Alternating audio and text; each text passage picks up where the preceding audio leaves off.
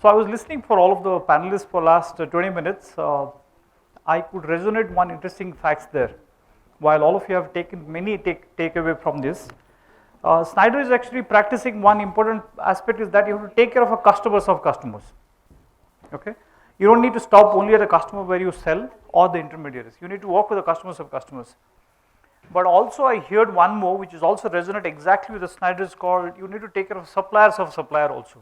I think you mentioned that point about suppliers as well. That's actually resonates really well with Schneider. And I would probably request take that perspective of customers and suppliers of suppliers. Don't look at only the immediate effect where you do the business on both sides. Whether it's a scope 1 or scope 2 or scope 3, this has to be at a kind of an entire ecosystem.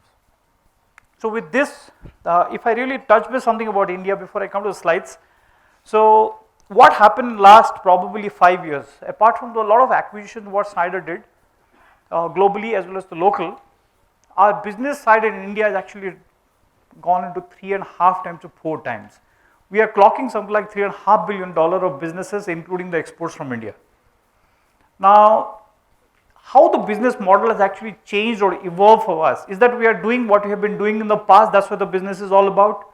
Is it the inorganic growth or the organic growth? So I will try to put a bit of a matrix here which is applicable to all of us.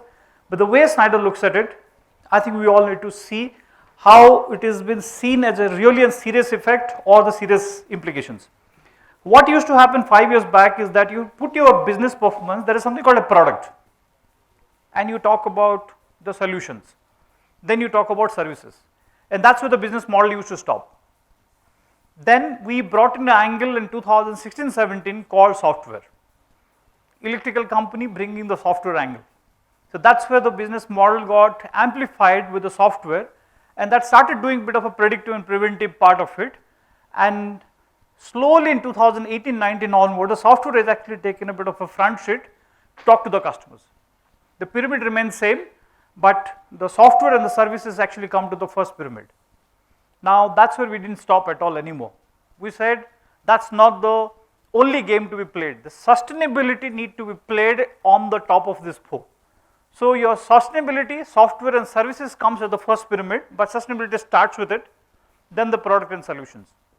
I mean, this is the way we look at the business model today.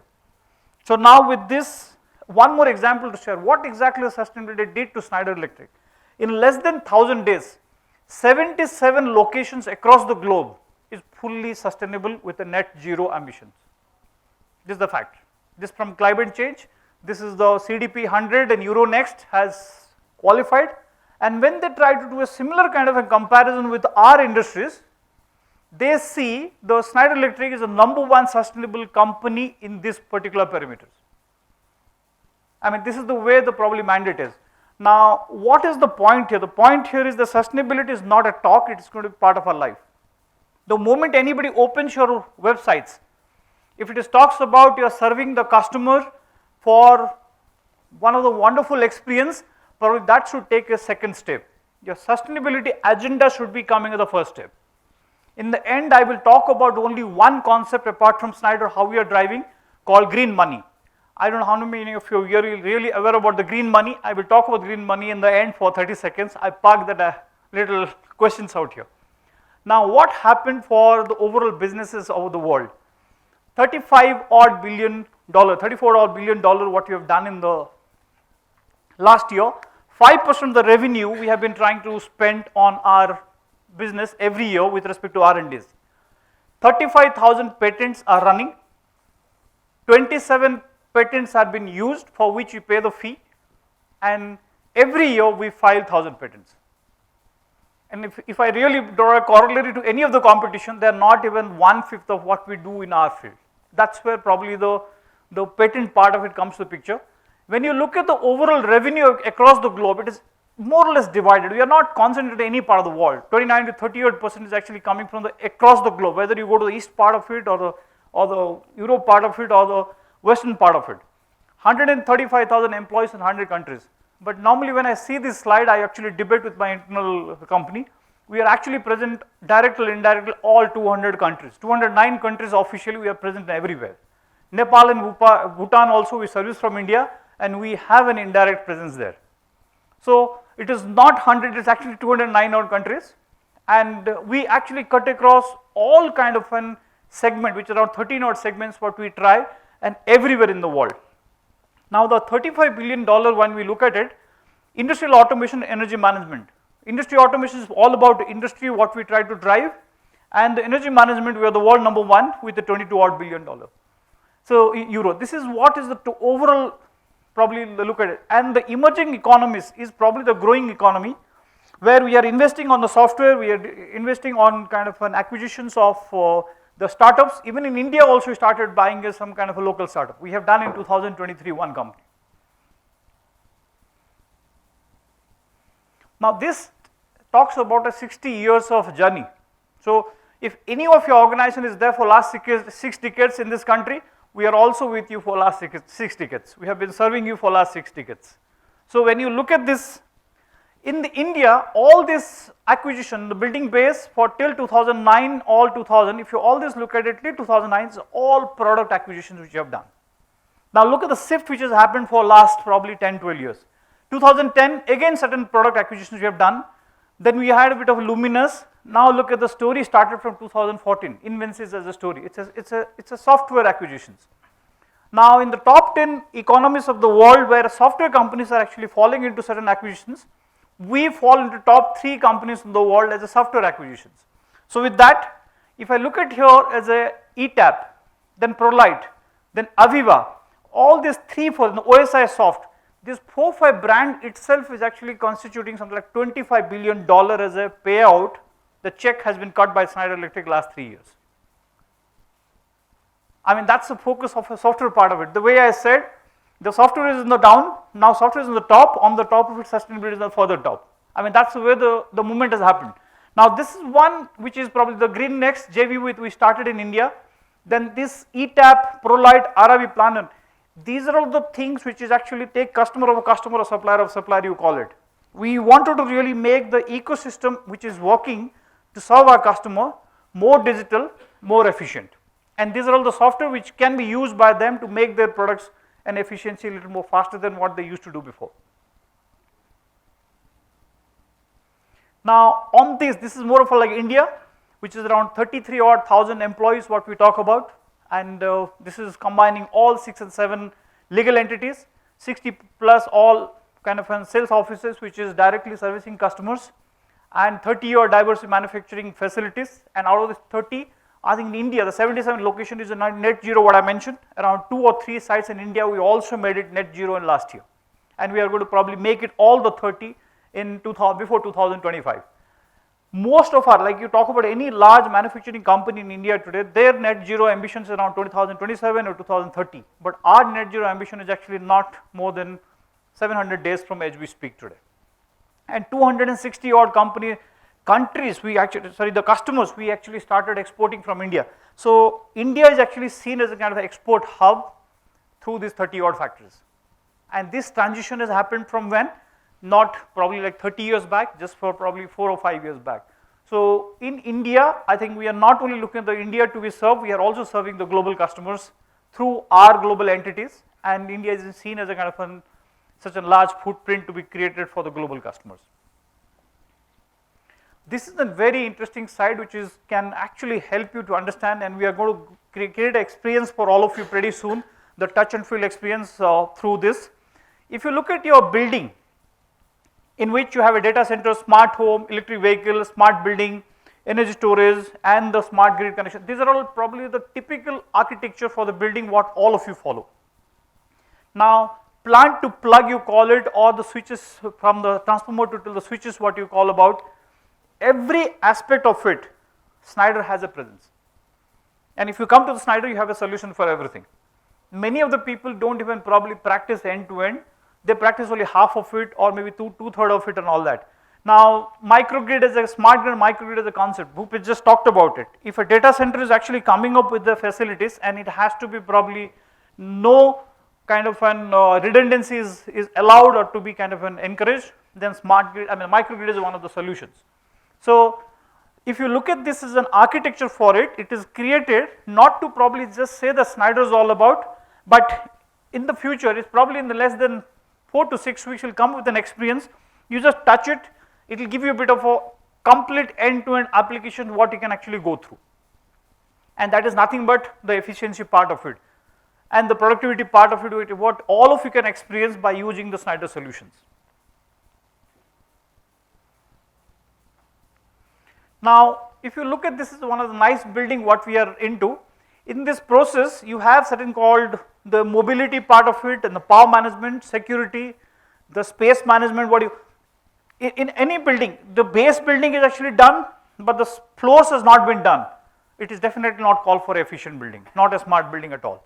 Today, most of the data center job what we do, or any kind of a captive building, when we do with any of our the end client. Of course, some of you actually do those building for them. We work with them how every floor can be efficient after probably the building is even taken over. So the base building need to be done in the beginning itself. So infrastructure, your power management and security system need to be done. Now, when you look at this entire perimeter, what I need to probably invite you is the security part of it. And security is not about the access and the entry access and exit access. Your data security access, your cloud-based access, and your entire data, what is actually data is a new oil they call it, right? It's getting traded in every other day. It's not traded in any stock exchange, but the data get traded. So your data confidentiality and the cyber security which is related to a building is also been ensured by Schneider, hosted by in your cloud, not been accessed by Schneider. It is actually hosted in your cloud. Those kind of a security mechanism is also been done by Schneider. So we are not in kind of an electrical company, we are also electrical company which is making the world digital. At the same time, we are making you kind of sustainable through the software applications. And of course, on the renewable side also we have been working on it, and a BMS and HVAC. I think most of your facilities is powered by Schneider, and we definitely thank you for those opportunities what we worked on. We hear the decarbonize, the last probably every panelist was trying to talk about decarbonize. I think every organization is actually sensitive about it. We are aware of it. How much you are putting into practice, how much you are actually monitoring it, and how much exactly is actually been related to it. Today I will probably put one statistic which might amuse all of you. Probably sometime I've been allowed, not allowed, it's a global data. The Schneider Electric CEO salary is actually 25% he can take home if a sustainability mandate he has achieved. The global CEO salary is 25% is actually on sustainability. So that's where the pledge is actually from the top to make it not for the company but for the entire ecosystems. And they are extremely sensitive about it, what they want to do.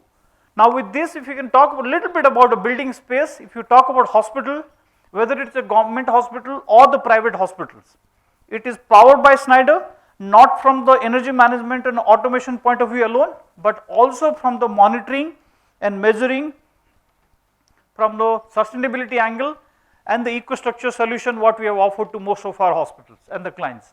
You talk about hotel chains, you talk about the data centers. In my view as a sales guy, I'm from the sales, I normally challenge this numbers a little better for us, and top 10 all data center job which has been done today, more than 50 to 60% data of the top 10 guys are being powered by the Schneider Electric. And top 10, water and wastewater, you look at these are all probably a small ticket item, but it is part of our responsibility to make sure that water is available in the right manner. Your building is nice, your people are staying nice, but the water management actually not poor. It may not be a high ticket revenue item for all of us, but we don't leave it as it is. We take this as one of our top mandate and we call WWW as one of our segment out of the 30 segments. And if you talk about metro, you talk about Delhi Metro, Mumbai Metro, Bangalore Metro, Nagpur Metro, Kochi Metro, Chennai Metro. We are all having a significant presence across the metros, and they really appreciate the Schneider, not for the energy management part of it, even though underground automation piece what we do for them. And I think this is what you hear from all the people, and this is a very heartening and welcoming move that this community actually practicing the green building. And Schneider products are actually green premium products. You get a little bit of a green premium certification and certain points for the using the Schneider products. And the R&D piece what I mentioned, somewhere they qualify to make those kind of a product which is kind of an IGBC Green Building Council certification as such. What we request, either he is a customer or he is a supplier, or a customer of customer or a supplier of supplier, we really request, let's be a partner to drive the sustainability. Every decision you take, either as a digital signature or as a physical signature you put in your paper, I'm sure in this room all of you are a decision maker in some point in time in organizations and some value chain. Every signature you want to put, I would request, are you all seeing that the decision what you have taken is sustainable, it is measurable, it is giving a lot of benefits on the value chain, and it has a bit of a recyclable impact and the circular money what we talk about. If you are done with it, this slide is green, last 30 seconds on the green money. On what is related to green money to the sustainability. The ESG mandate will be having a 17th mandate pretty soon, which is going to be released by the SEBI and the ICI, Institute of Chartered Accountants in India will be regulating this. In that 17th mandate, one mandate will be green money. The green money is that if your project is not sustainable, I will link it to a CIBIL score what is easy to understand. Your CIBIL score as an individual might be fantastic, but if you're as a company, if your sustainability mandate is not perfectly fine, your money will be there in the bank, but you will not be allowed to withdraw. You will not be allowed to transfer. And there are high chances your customer even wanted to transfer the money to your account. If your sustainability mandate is not been met, there are high chances your bank account will not get credited. So it is not about that you are only using the sustainability stories, but the financial sustainability also will come in the form of a green money to all of our life. It could be individual, that's what it judged by CIBIL score. The CIBIL score will probably go out. I need to take ownership as an individual. Suppose I came from office to here, I spend so much of kilometers, so much of CO2 emissions. What is the initiative I take as an individual to make that 10 kg of CO2 what I have actually consumed? I mean, that's where the whole economy is actually moving on. I think with this, I end my slide, and so much of really thankful to all the panelists which are out here and the esteemed audience out here taking some time. It's on a something like Thursday and or Wednesday, sorry, and after Independence Day, maybe some breaks, but I think we have been patient hearing, and I could see a lot of you actually making some notes or some kind of an serious take from this. Thank you, Bhupesh, for arranging. Thank you so much.